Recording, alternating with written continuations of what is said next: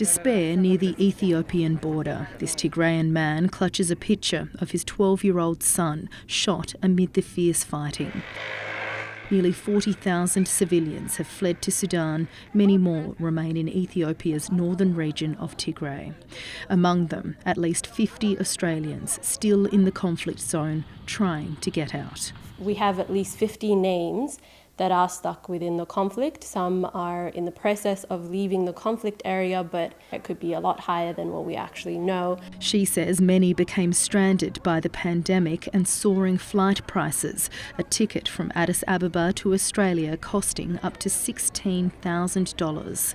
Further bloodshed in the region is now imminent, with Tigrayan forces refusing to surrender to a 72-hour ultimatum given by the federal government.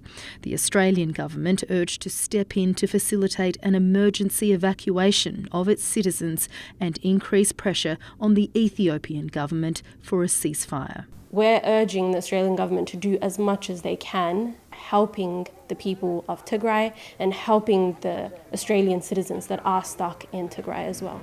The Department of Foreign Affairs says it's working with international agencies to assist Australians understood to be in Tigray, including for those who wish to return to Australia. But with a communications blackout in the region, the warring sides ruling out mediation and no humanitarian corridors in place, there are growing fears of a bloodbath in the city of 500,000 people. There's no reason to believe that one side is going to blink before there has been substantial loss of life and substantial humanitarian fallout. And that's what we need to be preparing for now and worried about. Ethiopian troops claim they've surrounded the regional capital, Mekelle, and the TPLF says its fighters are willing to die to defend their land.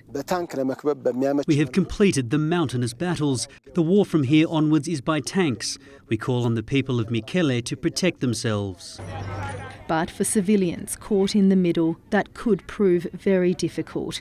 And for Tigrayans in Australia, it brings back painful memories from the region's last civil war, which forced many to now call this faraway country home. Virginia Langerberg, SBS World News.